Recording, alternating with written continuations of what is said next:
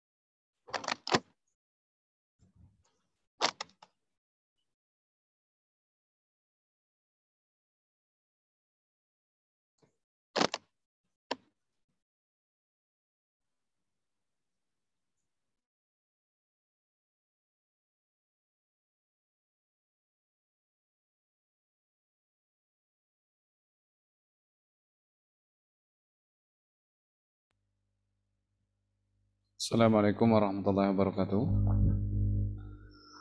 Selamat malam. Apakah suara saya terdengar? Dengar Pak. Dengar. Alhamdulillah Rabbil Alamin, bersyukur kita kepada Allah SWT bisa berjumpa pada kesempatan malam hari ini. Ini adalah pertemuan pertama kita dalam mata kuliah pengukuran listrik dan instrumentasi. Jadi selama 1 semester ke depan, insya Allah saya akan membawakan mata kuliah ini, di mana pokok yang akan kita bahas sebenarnya adalah mengenai prinsip dari alat-alat pengukuran listrik. Oke, terlebih dahulu karena ini pertemuan pertama, saya memperkenalkan diri. Ini masih ada 3 orang yang hadir di perkuliahan ini. Nama saya Parlin Siagian. Saya dosen tetap di jurusan Teknik Elektro Unpad ini. Saya mulai mengajar itu dari tahun 2019 di Unpad. Jadi memang masih terhitung baru. Namun sebelumnya saya juga mengajar di beberapa universitas lain sebelum saya mengajar di Unpad. Kemudian dalam perkuliahan ini perkuliahan yang pertama ya di bulan puasa atau di bulan Ramadan. Insya Allah mungkin minggu depan saya berencana kita kuliahnya melalui e-learning. Jadi nanti bahan itu akan saya upload di e-learning, kemudian kita berdiskusi di forum chattingnya. Jadi nanti kan bisa lebih leluasa karena tidak supaya kita bisa tetap melaksanakan sholat tarawih secara berjamaah. Jadi nanti setelah bahannya saya upload di e-learning, kemudian kita diskusi, mungkin kita aturlah waktunya kalau kita memang mau melakukan pertemuan dengan Zoom atau tatap muka. Nah, jadi bahan saya upload di Zoom, kemudian bahan saya upload di e-learning, portal e-learning, kemudian baca, kemudian kita diskusikan melalui grup WA ataupun melalui e-learning itu sendiri. Oke, sekarang kemudian masalah penilaian, nanti kita juga ada tugas-tugas. Tugas ini baik itu nanti merupakan petugas paper atau apalah. Kemudian juga mungkin ada juga praktikumnya juga. Jadi memang sangat penting karena kalau belajar pengukuran tentunya kita harus mengenal alat-alat ukurnya. Karena nanti itu yang akan kita gunakan dalam percobaan-percobaan yang lain misalnya atau dalam mata kuliah yang lain. Nah, kita membutuhkan yang namanya alat ukur gitu. Jadi memang penting juga kita untuk melakukan praktikum atau percobaan. Cuma memang karena di laboratorium peralatannya masih terbatas, maka mungkin ya kita buat nanti secara mandiri, mungkin tugas buat apa gitu kan, buat pengukuran atau kita praktek menggunakan alat ukur itu aja. Yang jelas jangan sampai setelah kita selesai dalam mata kuliah ini adik-adik tidak bisa menggunakan alat ukur gitu kan. Minimal alat ukur sederhana. Misalnya ya tentunya alat ukur dasar seperti multimeter, kemudian di multimeter itu banyak komponen-komponennya, mengukur tahanan, mengukur arus, mengukur tegangan, kemudian mengukur kapasitansi, dan lain sebagainya. Kemudian mungkin mengukur edge tester untuk mengukur tahanan tanah yang akan banyak digunakan nanti. Banyak lagi alat ukur sebenarnya, namun yang sederhana yang bisa kita gunakan tentunya alat-alat ukur yang sederhana saja. Gitu. Oke lah, kita coba masuk ke materi. Saya akan share sekedar pengantar ya. Oke. Jadi di yang pertama ini kita mengenal alat ukur. Jadi kemudian tujuan dari pengukuran. Jadi memang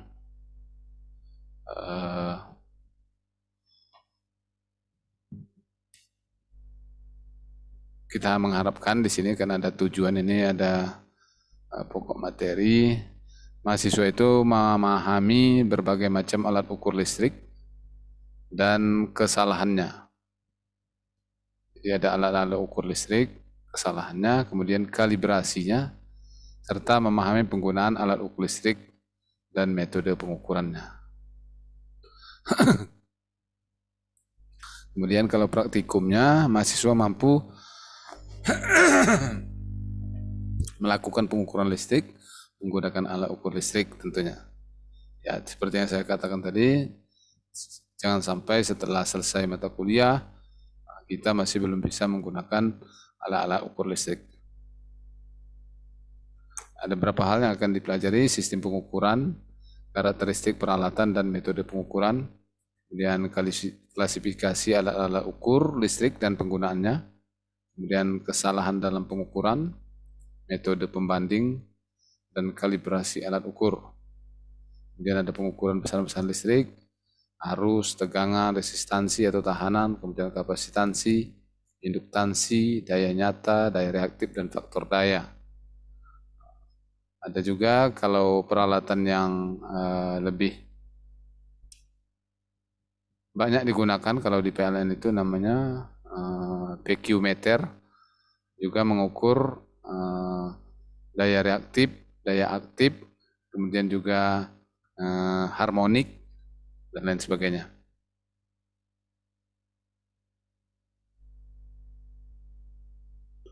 Kemudian kalau buku ya terserah, yang penting menggunakan tentang pengukuran. Kalau saya menggunakan ini Dr. Sujana Sapii dan Dr. Osamu Nishino pengarangnya. Penerbit Pradnya Paramita, Jakarta. Ini buku lama sebenarnya. Lama kali ini, dari tahun berapa. Tapi masih bisa lah untuk dasar-dasarnya, teori-teorinya kita pakai. Walaupun sekarang ini pasti alat ukur sudah tidak seperti ini lagi. Tapi dasarnya daripada pengukuran itu memang masih seperti itu ya.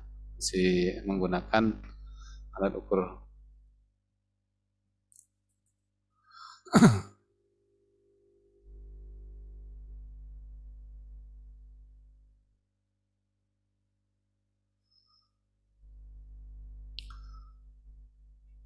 Jadi ada klasifikasi alat ukur kumparan putar, alat ukur besi putar, alat ukur elektrodinamis, alat ukur elektrostatis, dan lain sebagainya. Kemudian kesalahan-kesalahan dalam pengukuran, ada relative error, kemudian systematic error, kemudian perhitungan maksimum systematic error, tahanan dan pengukurannya, dan seterusnya ya, nanti kita bahas saja satu persatu. Mulai dari satuan standar, satuan menunjukkan besaran apa yang akan diukur. Kemudian sistem satuan standar itu ada namanya, ini sepertinya sudah pernah kita pelajari di SMA ya. Sistem CGS, cm, gram second, kemudian ada juga MKS, meter kilogram second, dan lain-lain sebagainya. Nah, untuk satuan-satuan tentunya kita semua sudah tahu ya, arus listrik satuannya ampere, simbolnya I, kemudian tegangan simbolnya V, satuannya adalah volt, tahanan simbolnya R, satuannya ohm, daya P, kemudian satuannya watt, kemudian indutansi simbolnya adalah L, satuannya Henry, kemudian kapasitansi simbolnya C, satuannya farad, kemudian muatan listrik atau Q, satuannya adalah kolom. Kemudian ini konversi satuan dari yang ada, misalnya piko, nano, mikro, mili, senti, desi, deka, hekto, kilo, mega, giga, tera, dan lain sebagainya. Ini tentunya sudah kita, konversi satuan seperti ini sudah kita pelajari di sekolah lanjutan pun sudah ada dipelajari, bahkan di SD pun sudah dipelajari. Oke. Kemudian ada klasifikasi alat ukur menurut prinsip kerja dan konstruksinya. Jadi menurut prinsip kerjanya dan konstruksi alatnya itu sendiri. Yang pertama itu alat ukur kumparan putar. Alat ukur kumparan putar ini prinsip dasarnya adalah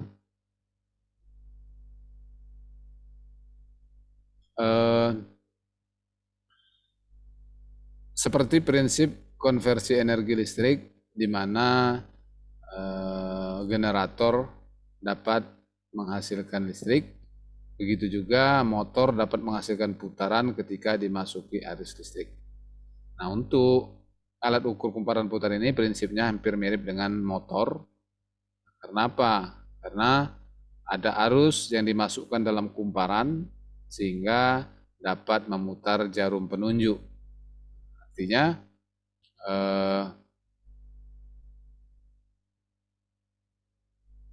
arus listrik dalam suatu penghantar yang berada dalam medan magnet akan melakukan atau akan terjadi putaran atau aksi reaksi antara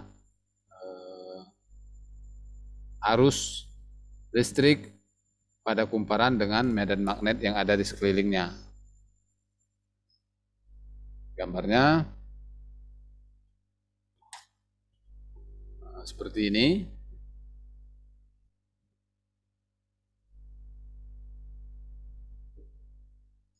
Atau alat ukur yang bekerja dengan prinsip listrik ditempatkan dalam medan, ini bukan medan listrik, tapi medan magnet permanen.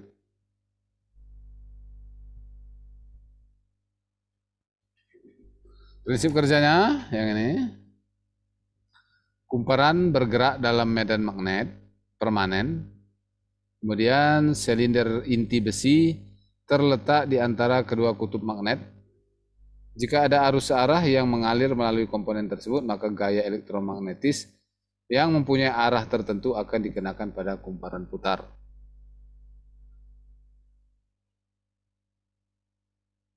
Seperti yang saya jelaskan tadi, ada arus listrik, kemudian dalam medan magnet, maka kawat tersebut akan mendapatkan gaya. Gaya inilah yang akan menggerakkan jarum pada alat ukur itu, sehingga dia akan menunjukkan berapa harga hasil pengukurannya. Ini komponen-komponennya itu ada magnet tetap atau magnet permanen, ini nomor 1 ya. Yang ini juga. Kemudian yang ke nomor 2 itu kutub magnet. Nah, yang ini kutub magnet. Jadi ini dari magnet permanen tadi akan muncul kutubnya. Itulah yang berada dekat dengan kumparan alat ukur itu.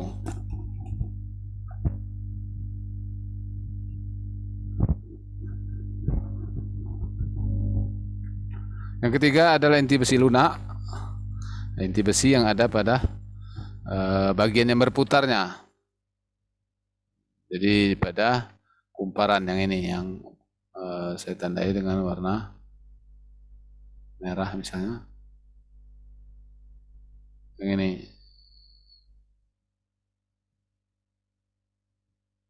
Bulat itu, kemudian pegas spiral. Jadi ini pegas spiral, saya hapus dulu yang tadi. Yang pegas spiral itu yang ini. Nah ini.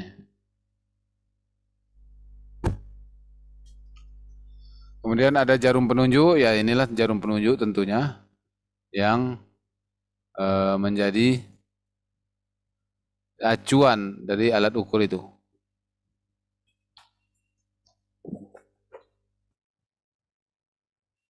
Nah.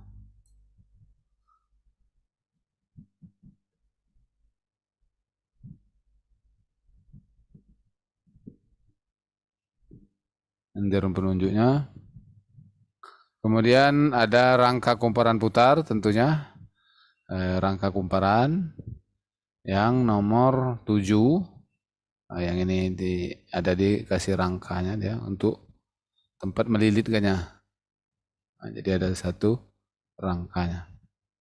Kemudian ada tiang poros yang nomor 8. Sorry, mana nomor 8 ini? Oh, yang ini. Jadi dialah yang menjadi penyangga daripada jarum yang berputar itu tiang poros. Kemudian kita sudah belajar di konversi energi listrik bahwa arah gaya berdasarkan hukum tangan kiri dari Fleming. Nah, jadi ini tangan kiri ini harus kita hafal selaku orang elektro, ini harus betul-betul kita hafal. Ada gaya, telunjuk kita menunjukkan gaya tangan kiri ya, jangan tangan kanan. Kemudian ini arus, kemudian ini arah magnetnya. Gaya yang dihasilkan adalah ini rumusnya. N itu jumlah lilitan, jadi dalam kita membuat satu kumparan, ini katakanlah intinya, kemudian kita lilit. Nah, ini jumlah lilitan ini adalah N. Berapa banyak kita melilitkannya. Nah, kemudian A itu panjang dan lebar daripada ini. Mana B? Lebar kumparan, A itu panjang kumparan.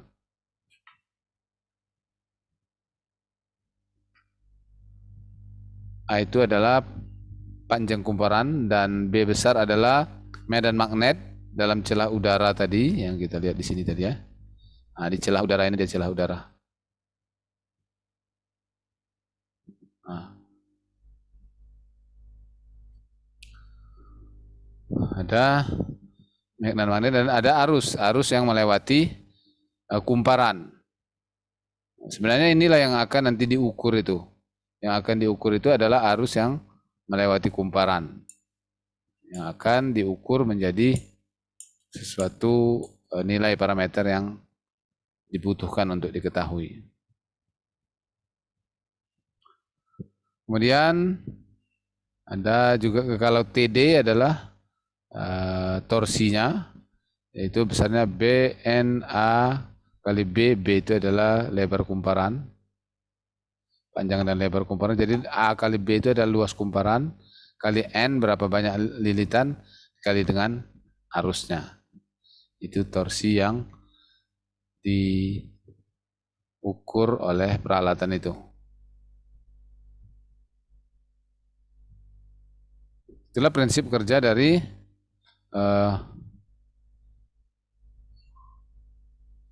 alat ukur itu. Jadi dia bergerak itu berdasarkan arus yang melewati kumparan. Kemudian pegas dipasang pada gambar untuk mendapatkan simpangan jarum yang sesuai dengan harga dari besaran arus yang diukur. Nah, jadi fungsi dari pegas tadi adalah untuk agar supaya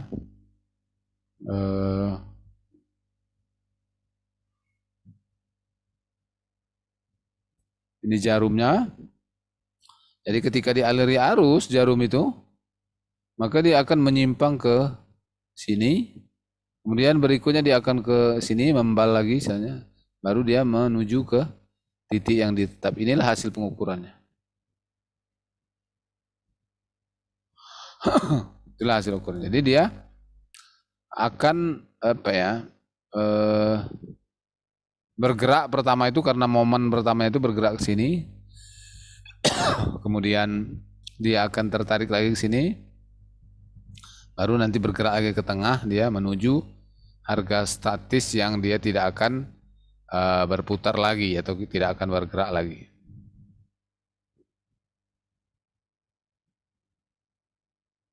Jadi kalau tidak ada pegasnya tentunya maka jarum ini akan ketika dia berputar pertama ke sini ya sudah berputar di sini. Dia akan menunjukkan harga berapa gitu kan. Kemudian ketika kumparan dilepasi dia tidak akan bergerak lagi tapi dia akan mati di sini posisinya. Makanya diperlukan pegas ini penahannya.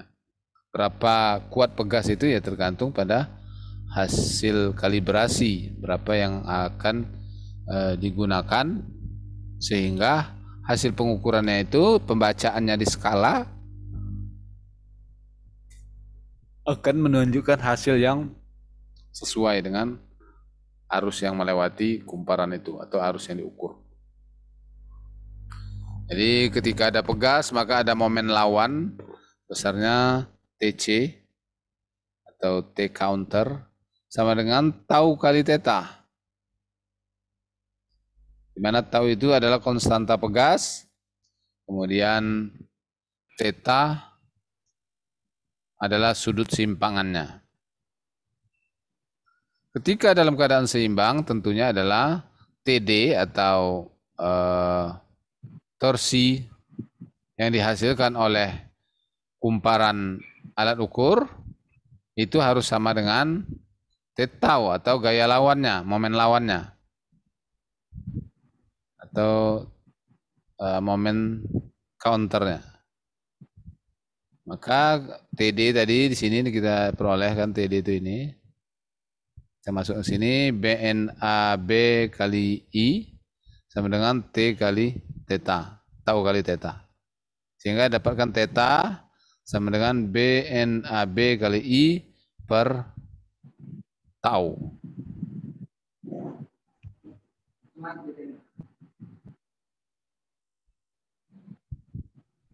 Kemudian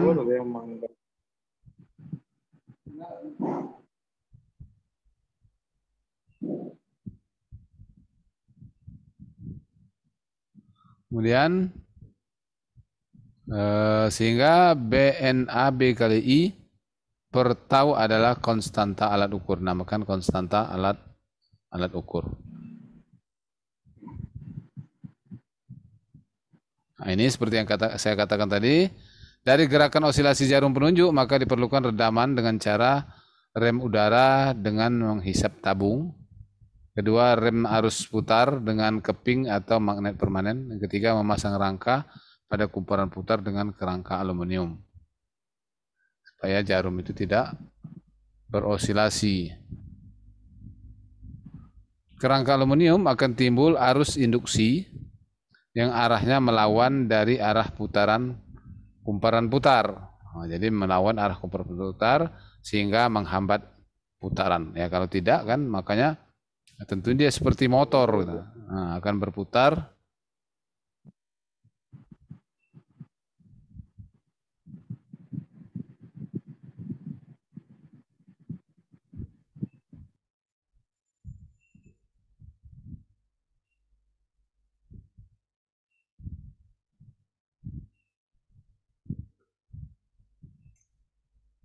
Dia akan berputar seperti motor dan tidak bisa berhenti gitu kan, akan berputar terus-menerus sejauh 360 derajat. Tapi dengan adanya rem udara dengan penghisap tabung, kemudian rem atau arus putar dengan keping dan magnet permanen, kemudian memasang rangka pada kumparan putar dengan kerangka aluminium.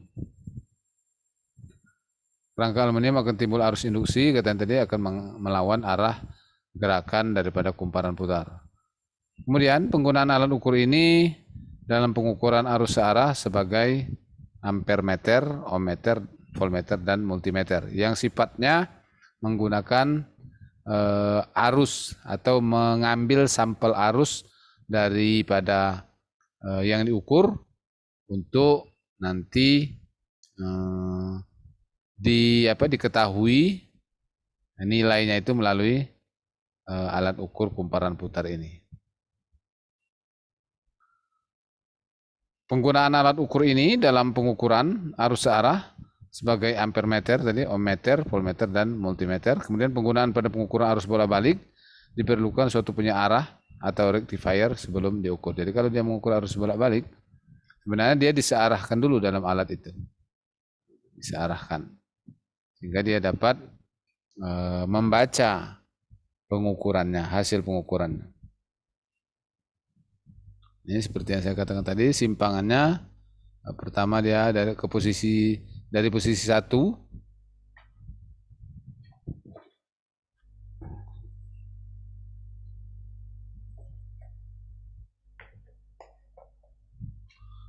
Kemudian dia lari ke posisi 2. Jadi harus dilihat dia dari posisi 1 ini. Kemudian dia ke posisi 2, kemudian dia ke posisi 3, baru nanti konstan di posisi 4. Ini sistem peredamannya seperti yang tadi. Ada kopel peredam di sini. Atau apa tadi? Pegas. Ada pegasnya.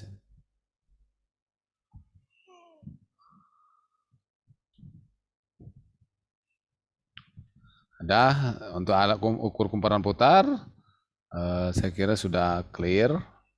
Prinsipnya sama dengan prinsip motor listrik, hanya saja dia diberikan peredam supaya dia tidak berputar secara terus-menerus.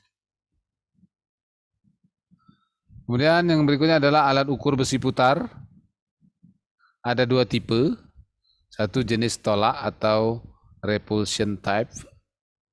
Yang kedua jenis tarik-menarik, yaitu attraction type. Konstruksinya seperti ini. Yang terdiri dari kumparan tetap dan pasang besi lunak yang mudah dimagnetisasi. Jadi ini ada besi lunak namanya. Penempatan besi lunak seperti pada gambar, yaitu terhubung dengan sumbu dari jarum penunjuk sehingga dapat bergerak bebas. Jadi dia ini yang jenis tolak atau repulsion type. Prinsip kerjanya sekarang kita baca. Arus mengalir.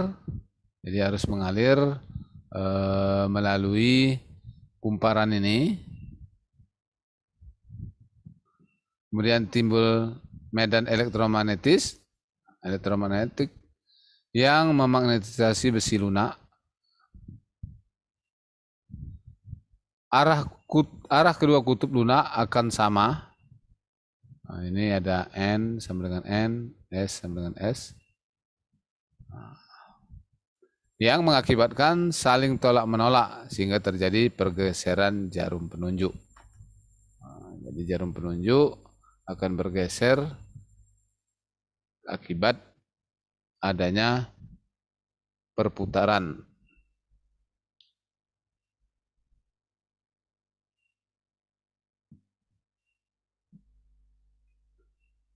Karena kedua besi lunak tersebut mempunyai arah kutub yang sama, maka alat ukur akan dapat dipergunakan untuk mengukur besaran arus searah dan bolak-balik. Itu jadi kalau ini sistem yang tarik-menarik, artinya pasti kutubnya akan dibuat berbeda sehingga dia akan terjadi tarik-menarik. Berikutnya adalah alat ukur elektrodinamis, yang mana terdiri dari kumparan putar dan kumparan tetap. Jadi ini ada dua buah kumparan ya, yang satu ini, kemudian yang satu ini. Kemudian ini kumparan putarnya. Ini kumparan tetapnya. Ini juga tetap. Yang di sini yang putar.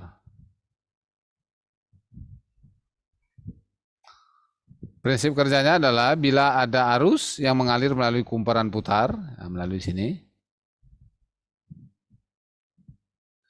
dan kumparan tetap, ini yang kumparan tetap, maka akan terjadi interaksi antara medan magnet dan arus yang menyebabkan terjadinya momen putar pada kumparan tersebut. Sehingga jarum memberikan simpangan maksudnya. Pegas spiral berguna untuk memberikan momen lawan sehingga penunjukan jarum sesuai dengan besaran arus yang diukur. Jadi di sini juga ada pegas spiralnya. Pegas spiralnya yang digunakan untuk memberikan momen lawan. Nah, ini si jauh. Sehingga simpangannya itu tidak terjadi secara terus-menerus gitu atau berputar ya. Tapi dibatasi oleh satu pegas.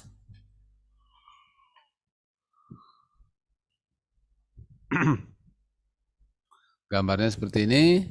Ini yang pegas lawan tadi. Ini jarumnya.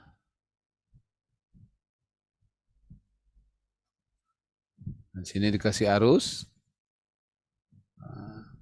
Sehingga terjadi arus listrik pada sini, pada kumparan yang tetapnya berinteraksi dengan kumparan putarnya di sini.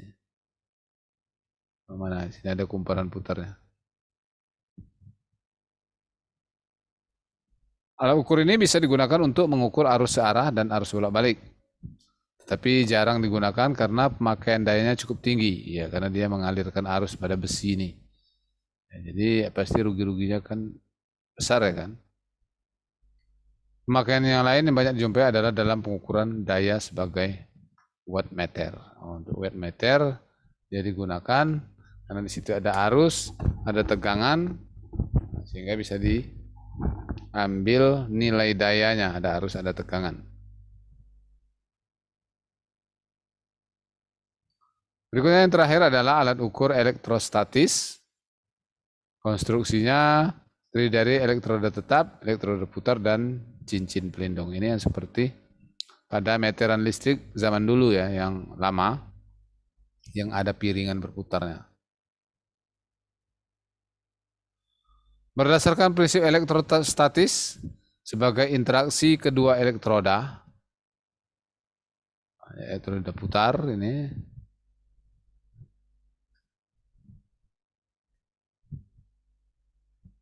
Elektroda putar. Dua-duanya ini. Yang ini jarum penunjuknya.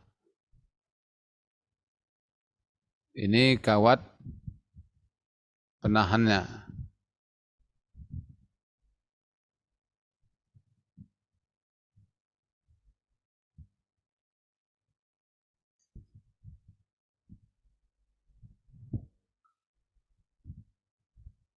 Jika tegangan tinggi V ditempatkan di antara elektroda,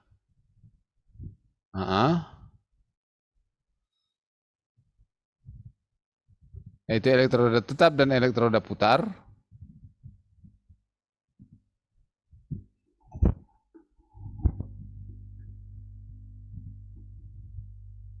ini elektroda tetapnya,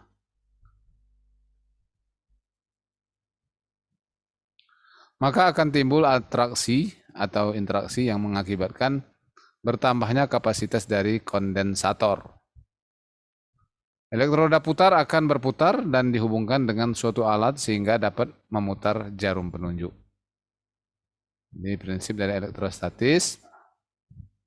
Gambarnya seperti ini. Kalau yang ini bentuk dari samping, ini di sini elektroda tetapnya tadi. Ini cincin pelindungnya. Kemudian di sini timbul medan magnet.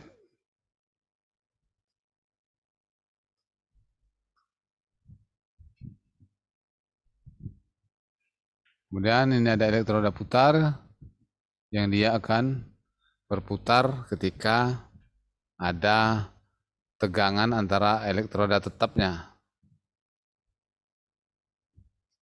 Ada tegangan antara elektroda tetap dan elektroda putarnya. Jadi berarti alat ukur ini menggunakan tegangan dimasukkannya arus dari sini untuk memberikan gaya pada jarum penunjuk. Jarum penunjuk akan bergerak karena adanya interaksi dengan elektroda tetap ini, antara elektroda putar dan elektroda tetap. Jadi pada prinsipnya adalah interaksi antara dua buah medan magnet. Dari semua peralatan ukur ini menggunakan interaksi antara dua medan magnet sehingga bisa menghasilkan putaran. Berikutnya adalah alat ukur induksi. Konstruksinya terdiri dari piringan logam yang dapat berputar pada porosnya dan dua buah kumparan tetap. Bila kumparan dilalui arus, timbul medan magnet yang akan menginduksi piringan logam sehingga menimbulkan momen putar. Penggunaan alat ini sebagai pengukur tegangan arus dan daya. Kalau yang kita gunakan biasanya daya pada kWh meter.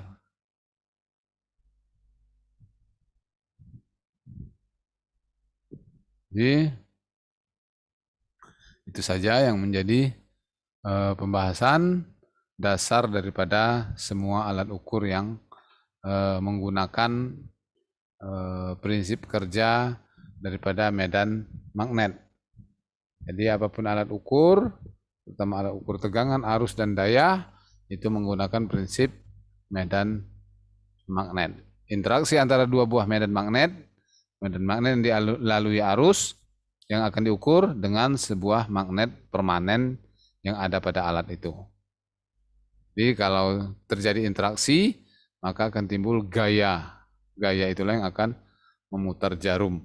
Jarum akan berputar secara terus-menerus kalau tidak kita pasang pegas atau penahannya. Jadi itu saja dasar yang bisa saya sampaikan. Untuk selanjutnya silakan baca literatur mengenai pengukuran arus listrik. Silakan kalian baca di mana saja. Banyak online juga untuk menambah pengetahuan tentang pengukuran arus listrik. Sekian saja pertemuan untuk hari ini. Terima kasih atas perhatiannya. Mohon maaf atas segala kekurangannya. Saya akhiri dengan Assalamualaikum warahmatullahi wabarakatuh. Selamat malam. Waalaikumsalam warahmatullahi wabarakatuh. Oke, saya screenshot lah. Oke. Rest.